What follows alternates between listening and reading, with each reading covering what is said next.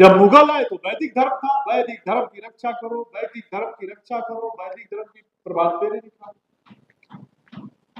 जब अंग्रेज आए, छुआछूत को खत्म किया, सती प्रथा को खत्म किया,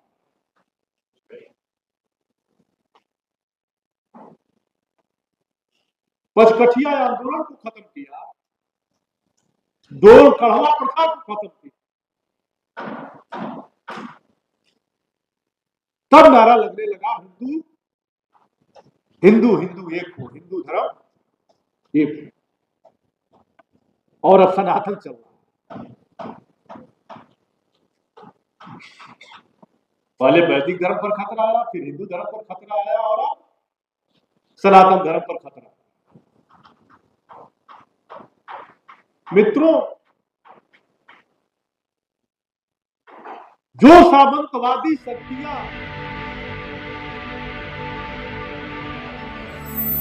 बाबा साहब B.R. अम्बेडकर को नमन करते हुए सामाजिक न्याय की लड़ाई को अंजाम तक पहुंचाने वाले सभी समाज के महापुरुषों को नमन करता हूं। मीडिया के भाइयों और सभी विद्वज्जन, अभी मंडल जी ने बताया कि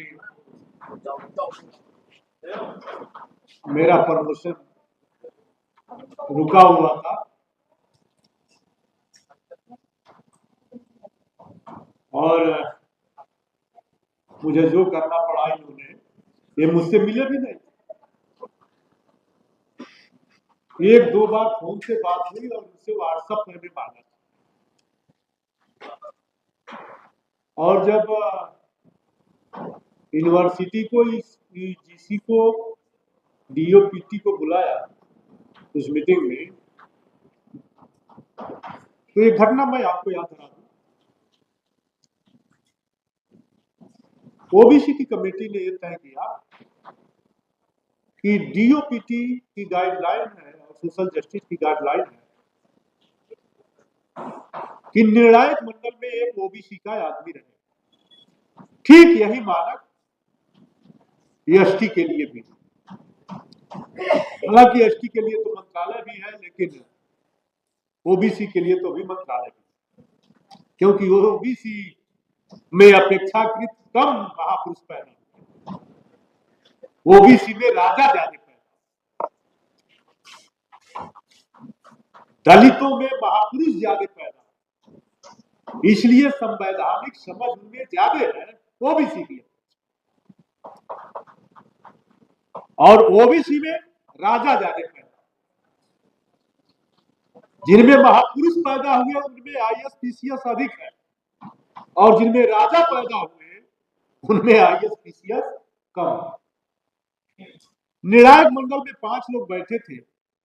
मैंने केवल इतने कह दिया कि जोशी जी आप बता दो, हम लोग इस पद पर बैठे हैं चेयरमैन साहब की सभी निर्णायक मंडलों में छोटी बड़ी जितनी नौकरियां हैं जो भी है, एक ओबीसी का आदमी हो, तो फिर यहाँ 5 निर्णायक मंडल है, इसमें ओबीसी का एक आदमी क्यों? मुझ पर लोग आग बबूला हो गए, लेकिन ये दुबला पतला आदमी भी आप लोगों की कसक और पीड़ा भरा। और दूसरी मीटिंग में उनको करके बताना पड़ा कि आपने जो सिफारिश किया था इस देश के गरीबों के मसीहा बीपी मंडल जी के परिवार से के पोते को रखना। आप सभी विद्वान साथी, जो आप लोगों के किताबी ज्ञान है और हम लोगों के प्रैक्टिकली ज्ञान है, हमारे मुल्क में सामंतवाद आजादी के बाद एक बड़ी समस्या है। धर्म तो समय समय पर बदला। जब मुगल आए तो वैदिक धर्म था, वैदिक धर्म की रक्षा करो, वैदिक धर्म की रक्षा करो, वैदिक धर्म की प्रभात फेरी निकालो। जब अंग्रेज आए छुआछूत को खत्म किया, सती प्रथा को खत्म किया,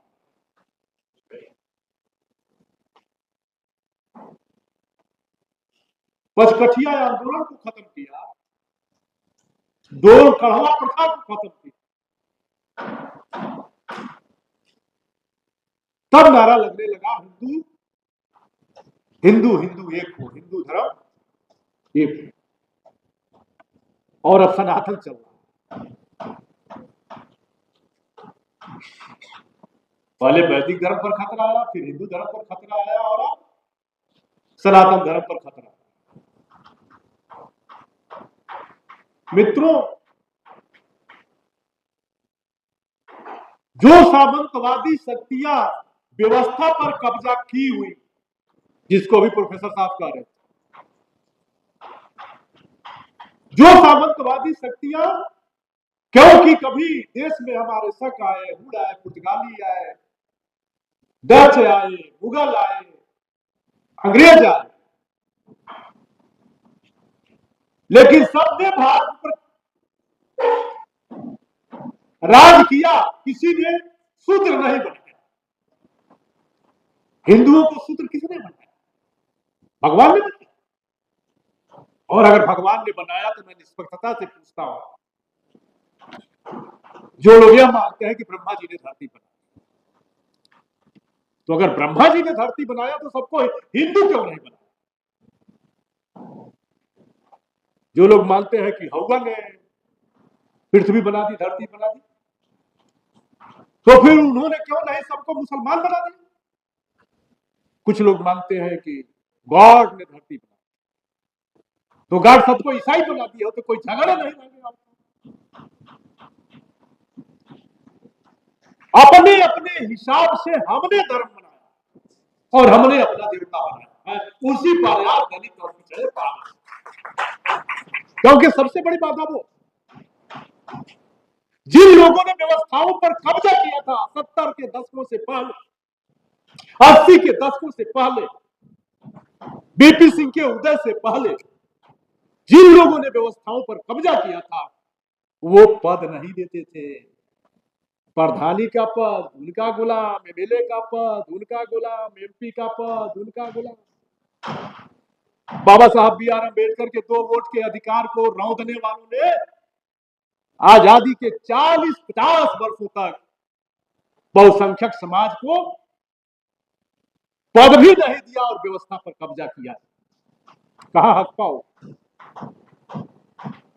और अब जब विचारधाराएं बढ़ी, सरस्वती का दर, जब शिक्षा बढ़ी बहुसंख्यक समाज में, तो जो कार्यपालिका में, न्यायपालिका में, विधायिका में कब्जा करके बैठे हुए, उनका काम खड़ा हो गया। आपका खड़ा हुआ नहीं हुआ है नहीं जानता, उनका काम खड़ा हो गया।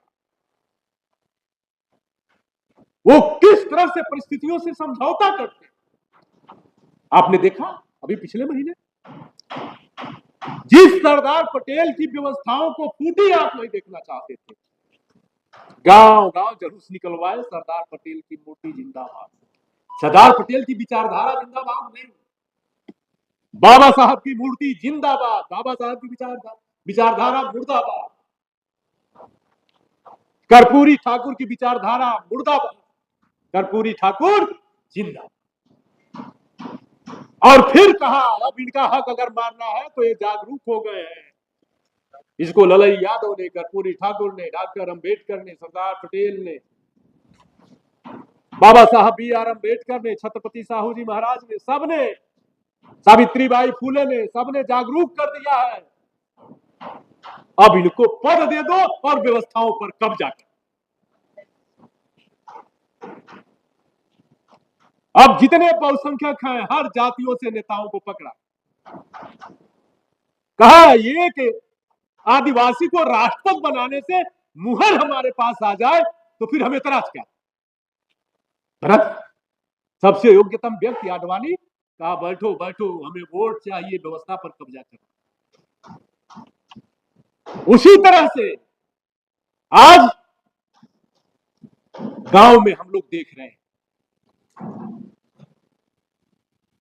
दलितों को, पिछड़ों को मंत्री बना दिया, पद दे दिया, एमएलए बना दिया, एमपी बना दिया, लेकिन व्यवस्था अपने हाथ में रखा। और व्यवस्था इस कदर अपने हाथ में रखा कि जरा सर्च करिएगा आप लोग। अब तो हम लोगों ने वेबसाइट बनवा दिया है और उस वेबसाइट में सब एससी और एसटी ओबीसी के सारे मामले ऑनलाइन भी आप देख सकते। 27% का आरक्षण अभी पूरा नहीं हुआ, लेकिन उन लोगों ने बैकवर्डों में सिंह लगा दी। बंटवारे की बात करो, क्योंकि यादव, कुर्मी और कुशवाहा उनकी प्रभुत्वता को छीन रहा, उनके कब्जे पर 12% तक पहुंच पाया। कहीं 27% पर न पहुंच जाए, इसलिए उन्होंने कहा है कि नहीं, गांव गांव हल्ला करा दिया कि पिछड़ों का सारा हक यादव खा रहा है और दलितों का सारा हक चमार। गांव गांव हल्ला हो और एंटी यादव एंटी चमार वोट पड़ने। क्या करेंगे आप? वो लोग व्यवस्था नहीं आपको दे सकते।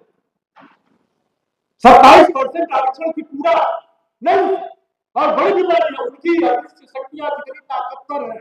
जब सपा और बसपा की सरकार बनती है तो चौहान को भी आरक्षण चाहिए, निषाद को भी आरक्षण चाहिए, राघव को भी आरक्षण चाहिए, प्रजापति को भी आरक्षण चाहिए, सबको आरक्षण चाहिए। और 10 वर्ष से कोई आरक्षण की मांग कहीं जंतर मंतर को देखा है?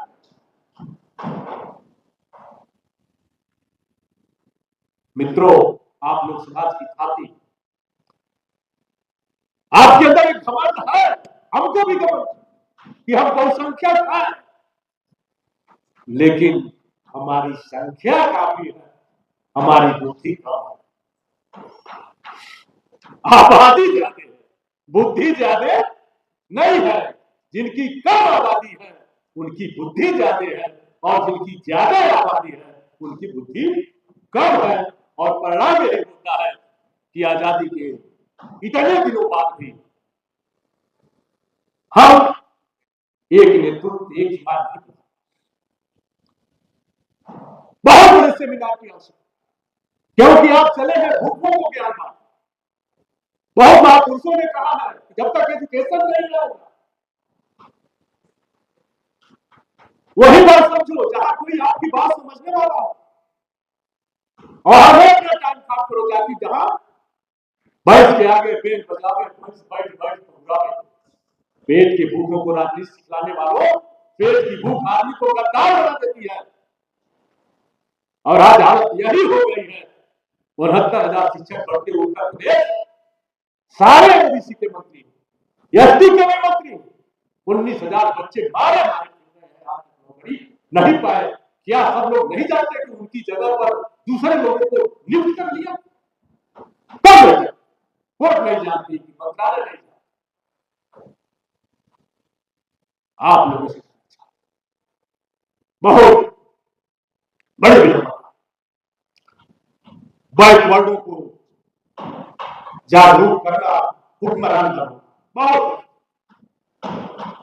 क्योंकि बंटवारे में हुक्मरान बनने की लालसा हमें पैदा कर हो जाए तो हम राशन को लाख मार दें, 10,000 रुपए को लाख मार दें। लेकिन गांव में हम लोग दुश्वारी अपनी देखते हैं, विचारधारा से जुड़ना चाहेंगे, कोई नहीं जुड़ेगा। लेकिन एक सड़क बनवा दो, एक पुलिया बनवा दो, कहीं नौकरी लगवा दो, कहीं लाइट लगवा दो। लेकिन मैं अपने अनुभव के आधार पर कहता हूं, किसी को पैसा दे देंगे, लाइट लगवा देंगे, बिजली लगवा देंगे, वो अंत तक आपके साथ नहीं रहेगा। लेकिन अगर किसी को विचारधारा से लैस कर देंगे, किसी भी परिस्थितियों में वो आपका साथ नहीं। और बहुसंख्यक समाज को, विभिन्न हमारे बहुसंख्यक समाज में एक से विद्वान नेता है, करीब करीब हम लोग सबको यूट्यूब पर सुनते हैं। सबसे बड़ी विषय तो यही है कि 100 आदमी को आप लेके भाग रहे हैं, 100 आदमी को आप लेके भाग रहे हैं, 1000 आदमी को आप लेके भाग रहे हैं। अरे लेकिन सभी लेके चल रहे हैं इन्हीं की विचारधारा। जब इन्हीं की विचारधारा लेके चल रहे हो तो अलग अलग क्यों? सब क्यों नहीं एक मंच पर बैठते? संसाधन आपके पास है नहीं। आपकी बात जहां बढ़ती, यूट्यूब के साथियों से कहना चाहता हूं, आप वही में थोड़ी मोड़ी लाभ बचाएंगे। सारे चैनल बड़े बिक गए। वो जो परोस रहे हैं सवेरे से शाम तक, वो यही परोस रहे हैं कि यज्ञ में गांव की लड़की सर पर घड़ा लेकर जाएगी, इसका प्रचार वो कर रहे हैं।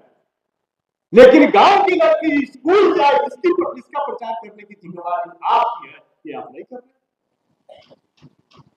वो तो जो लगन से खाली होगी तब जग में शुरू हो जाएगा। 24 घंटा उनके अंदर हर हफ्ते जगदेव बाबू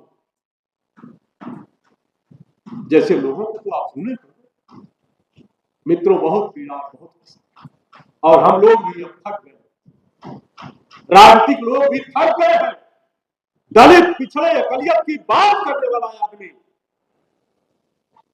आज माछी मार रहा है, और दलित पिछड़ों का गला काटने वाला आदमी अगर बीजेपी के साथ हो गया है नेता, तो मलाई खा रहा है।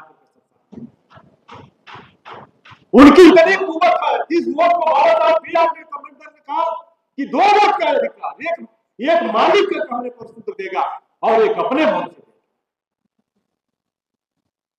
ठीक वही स्थिति आ गई है कि हम लाख चाहकर भी दलित पिछड़ों की बात करने वाले, की बात करने वाले प्रत्याशी को नहीं जिता पा रहे हैं, और वह अपने वोट को दे करके व्यवस्था के लिए इन जातियों को अपना गुलाम बन रहे हैं। दलित हो चाहे पिछड़े हो, वो मलाई खा रहे हैं भारतीय जनता पार्टी में। लेकिन मित्रों, दर्द खुशी होती है और सीना चौड़ा होता है कि जो मलाई खा रहे हैं ये गुलाम पिछड़े हैं, आजाद पिछड़े नहीं है, आजाद पिछड़े नहीं। इन्हीं दलियों से निकलेगा कोई आजाद पिछड़ा, जो आने वाले लोगों को उनका हक दिलाएगा। इन्हीं शब्दों के साथ आप सभी लोगों ने मुझे सुना। बहुत बहुत धन्यवाद, बहुत बहुत।